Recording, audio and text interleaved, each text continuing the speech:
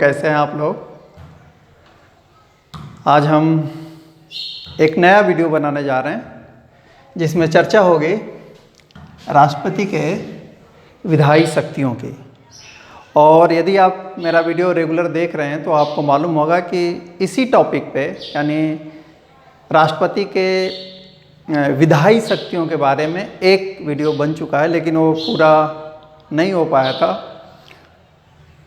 आज हम उसका दूसरा पार्ट और आखिरी पार्ट बनाने की कोशिश कर रहे हैं। और उसमें जो हमने देखा था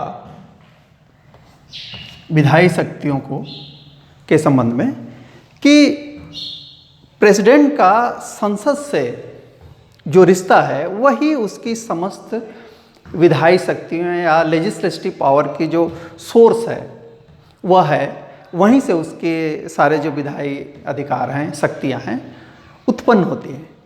लेकिन जो सेंटर के लेवल पे राष्ट्रपति को शक्तियां हैं विधायी, कुछ शक्तियां राज्यों के संदर्भ में है। तो आज हम देखेंगे कि राज्यों के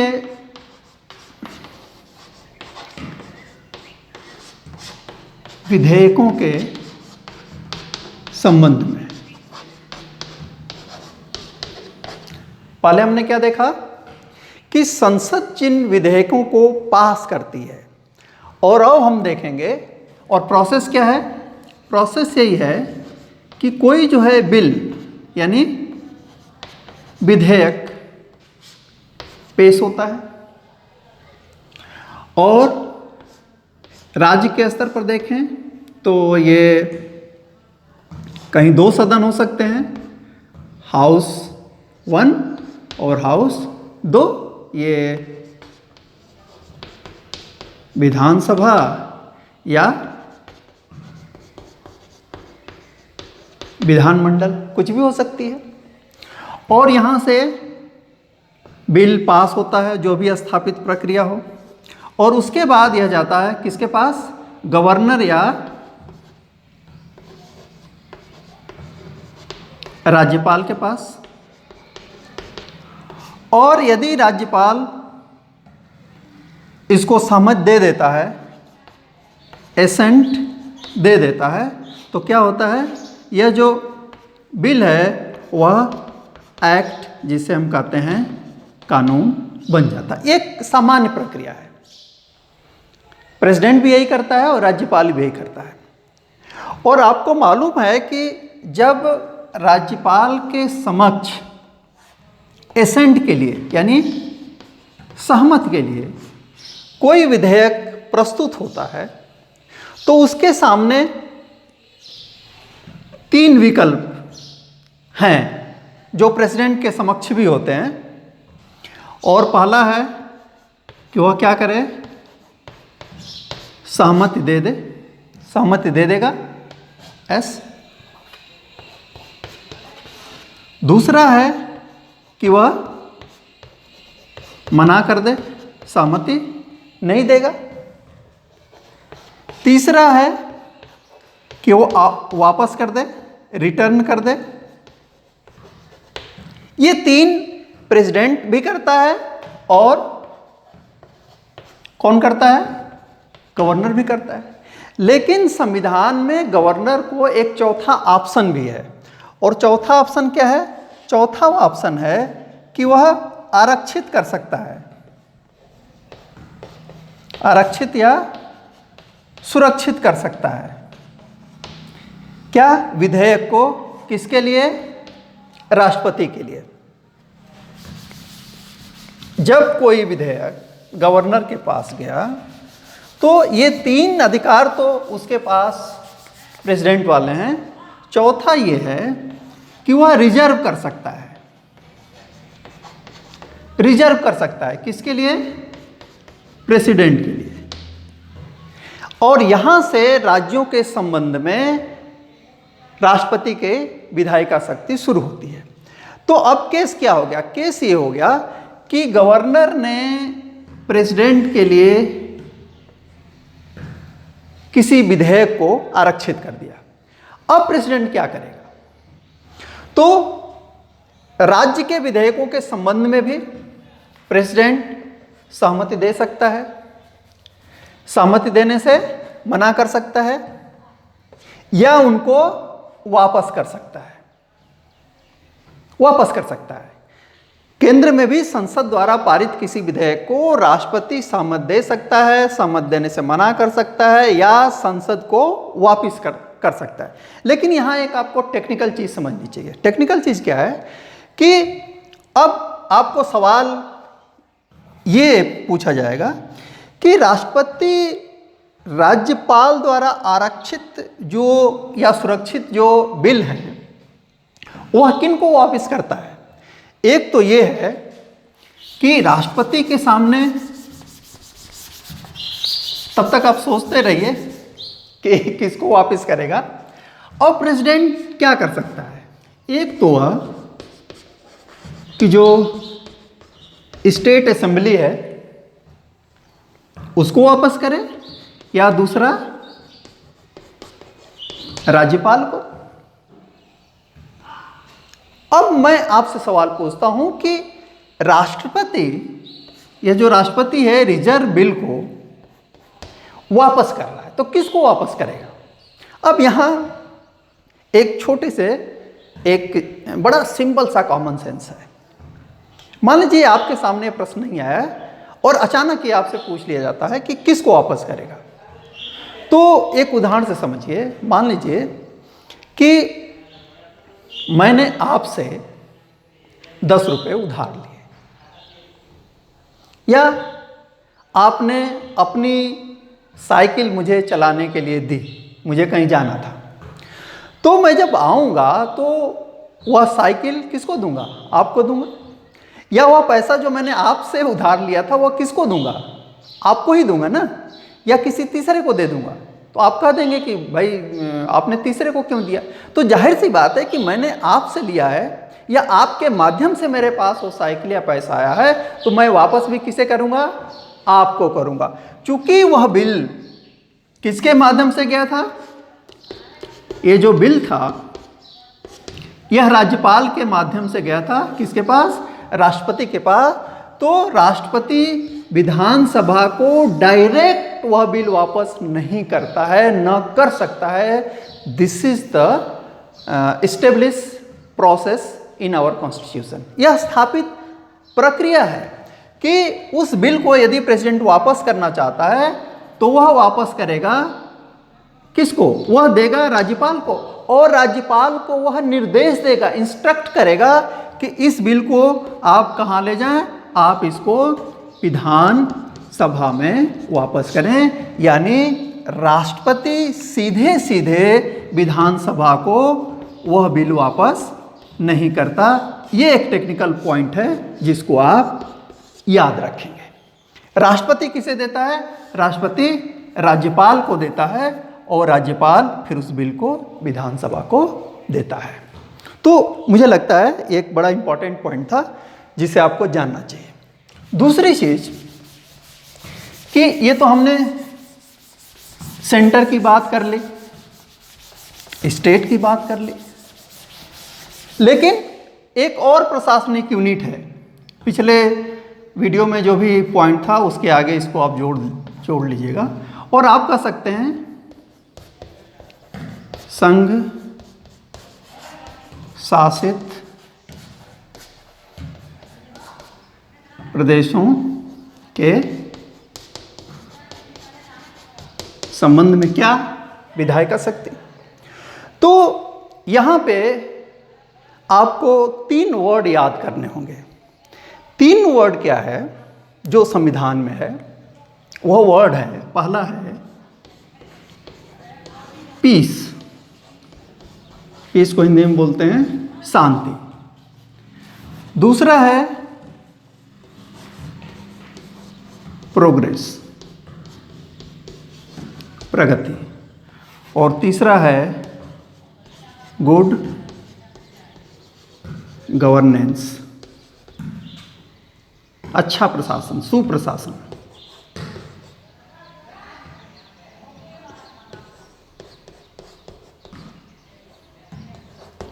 सुप्रशासन सुशासन, वो बिहार में नीतीश कुमार को बोलते हैं ना सुशासन, तो गुड गवर्नेंस, अच्छा शासन, बेहतर शासन। तो पीस, प्रोग्रेस, गुड गवर्नेंस, शांति, प्रगति और अच्छा या सुशासन या सुप्रशासन के लिए जो यूनियन टेरिटरी हैं, जैसे अंडमान और निकोबार द्वीप समूह है, दादर और नागर हवेली है, तो ये जो यूटीज़ हैं जिनके पास अपनी असेंबली नहीं है, दिल्ली नहीं, दिल्ली को छोड़ दीजिए, उसके पास असेंबली है, तो इनके लिए पीस, प्रोग्रेस और गुड गवर्नेंस, शांति, प्रगति और इसको आप विकास भी बोल सकते हैं, और सुप्रशासन या सुशासन के लिए वह क्या करेगा, रेगुलेशन बनाएगा।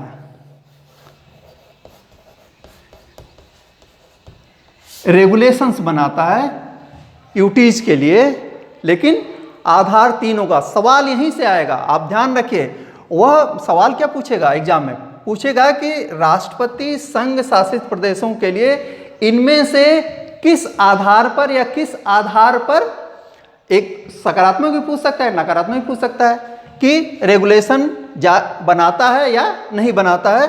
तो जैसा होगा तो इसमें चौथा पॉइंट कुछ दे देगा और पूछेगा कि इसमें से वह कौन सा नहीं है, तो आपको उसको छांटना होगा। तो ये आप लिख लीजिए, प्रोग्रेस, पीस, प्रोग्रेस और गुड गवर्नेंस। चौथी बात जो आपको जानने वाली है वह यह कि आप देख रहे हैं कि चाहे स्टेट हो, चाहे सेंटर हो, और दिल्ली और पुडुचेरी, जिसे हम पॉपुलरली पांडिचेरी के नाम से जानते हैं, वहाँ असेंबली है, तो विधायिका का काम कानून बनाना है और उससे जुड़ी हुई प्रक्रिया को हम समझ रहे हैं। लेकिन विधायिका, चाहे संसद हो चाहे स्टेट असेंबली हो, कानून कब बनाएगी? जब वह सेशन में होगी, जब वह सेशन में होगी। और कानून बनता कब है? जब कानून की जरूरत पड़ती है। आपको भूख लगती है तभी तो खाना खाते हो ना। ऐसा नहीं कि विधायिका है तो रोज कानून बनाती, नहीं। जब विधायिका को महसूस होता है तो वह कानून लेकर के आती है। वह प्राइवेट बिल भी हो सकता है, वह पब्लिक बिल भी हो सकता है, यानी गवर्नमेंट की तरफ से। यह एक अलग हिस्सा है जिसे हम बाद में देखेंगे। तो यह भी तो हो सकता है कि अचानक ऐसी परिस्थितियां उत्पन्न हो जाएं, ऐसे सर्कमस्टांसेस आ जाएं, परिस्थितियां,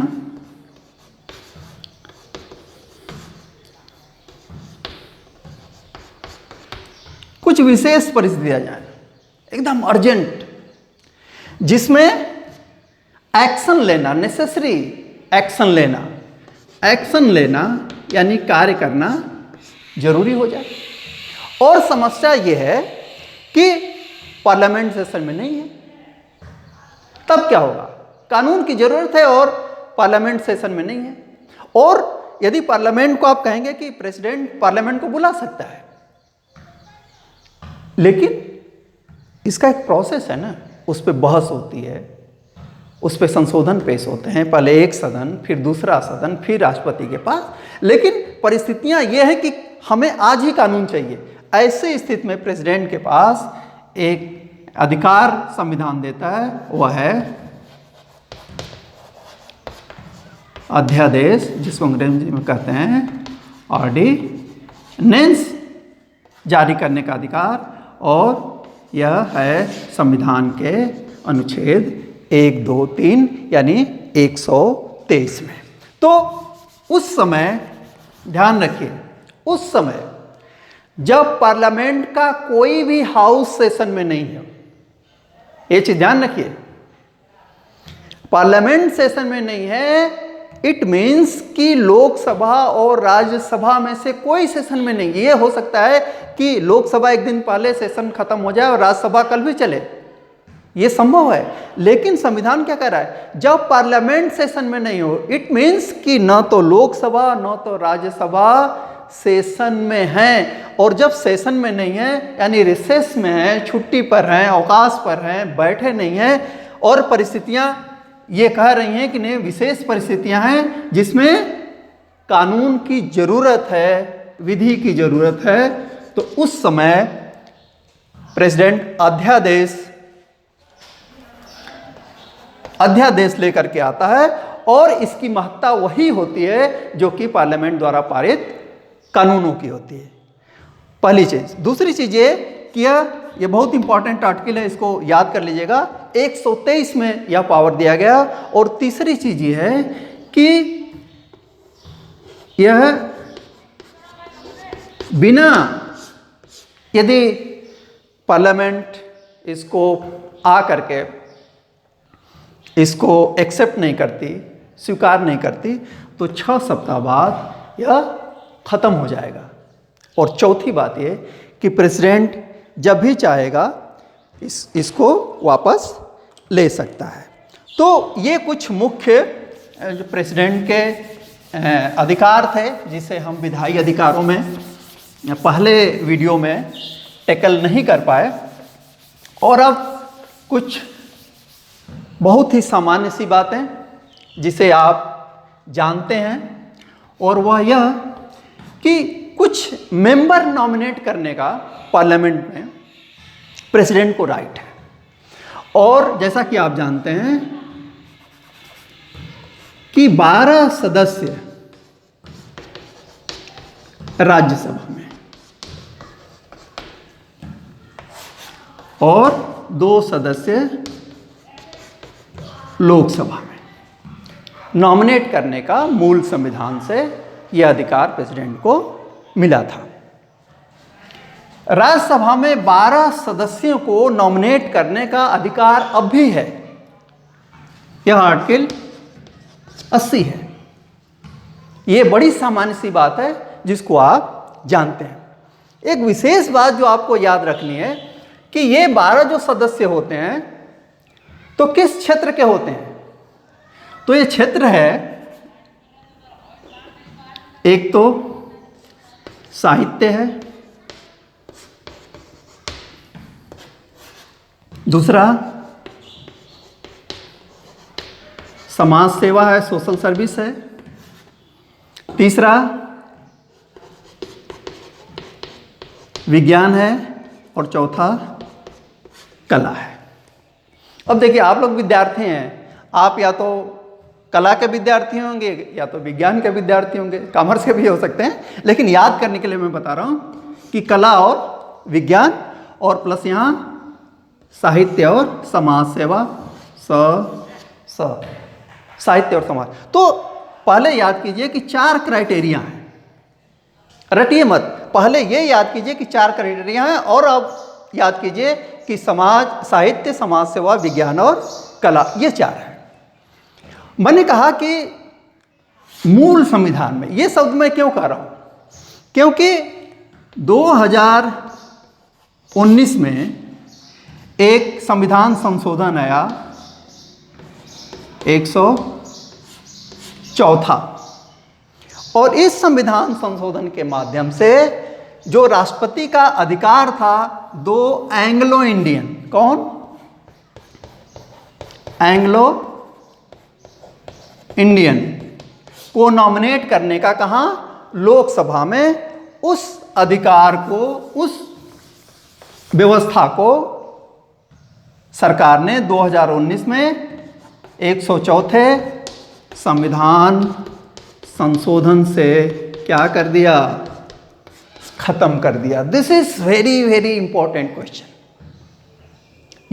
ये अगले एग्जाम में आपके मान लीजिए कि आने वाला है, क्योंकि ये रिसेंट की घटना है, बड़ी इंपॉर्टेंट घटना है। तो आपसे पूछेगा कि किस संविधान संशोधन के माध्यम से लोकसभा में एंग्लो इंडियन को नॉमिनेट करने का जो व्यवस्था थी उसको खत्म कर दिया गया। और आपके मन में एक सवाल उठना था कि खत्म क्यों किया गया? इतने दिन से चल रहा था, 50 से चल रहा था। तो कारण ये है, जो सरकार ने कहा कि अब एंग्लो इंडियन की जो पूरी पॉपुलेशन है वह कितनी है? 296 लोग हैं 2011 की गणना में। तो हमारे यहाँ एमपी तो 5 लाख 10 लाख को रिप्रेजेंट करते हैं ना, तो 296 के लिए 2 एंग्लो इंडियन को नॉमिनेट करने की व्यवस्था मूल भावना के खिलाफ थी, इसलिए सरकार ने इसको हटा दिया 104 के माध्यम से। अब जैसे आप एक दो चीज़ें और कि कुछ कमीशन जब हम लोग पढ़ रहे थे तो हमने एग्जीक्यूटिव में ये कहा था कि जैसे यूपीएससी के सदस्य की नियुक्ति और उसके अध्यक्ष की फाइनेंस कमीशन को इस्टेब्लिश करता है। तो जो फाइनेंस कमीशन है और ये जो यूपीएससी की रिपोर्ट आती है, ऐसे जो कमीशंस हैं या सीएजी की रिपोर्ट आती है, सीएजी को अपॉइंट कौन करता है? प्रेसिडेंट करता है। और आपको याद होगा कि कैग किस में है? 148 में, आर्टिकल 148 में। तो इनकी रिपोर्ट भी संसद में रखवाने का काम कौन करता है? प्रेसिडेंट करता है। तो ये कुछ विशेष बातें थी राष्ट्रपति के विधायी या लेजिस्लेटिव पावर के संबंध में। मैं फिर दोहरा दूं कि जब आप इस टॉपिक पे विचार करें तो आप सबसे पहले सोचें कि विधायी अधिकार पे आप चर्चा कर रहे हैं या सोच रहे हैं, तो विधायन का काम कहाँ होता है? तो वह या तो पार्लियामेंट में होगा या तो असेंबली में होगा। तो जहाँ जहाँ राष्ट्रपति संसद से या विधानसभा से जुड़ रहा है, कानून से जुड़ रहा है, वहाँ वहाँ उन अधिकारों को हम मानेंगे कि ये राष्ट्रपति के विधायी अधिकार हैं। तो मुझे उम्मीद है कि आपको ये जो विधायी अधिकारों का टॉपिक है वह पूरी तरीके से समझ में आ गया होगा। मैंने कोशिश की कि सब कुछ आ जाए, हो सकता है एक आध पॉइंट छूट गया हो, तो आप कमेंट बॉक्स में मुझको यदि इंगित करेंगे कि सर ये वाली बात छूट गई है, तो हम उसको अगले में जब हम चर्चा करेंगे प्रेसिडेंट पे तो उसकी चर्चा हम कर लेंगे। तो एंजॉय योर डे और पढ़ते रहिए। Thank you.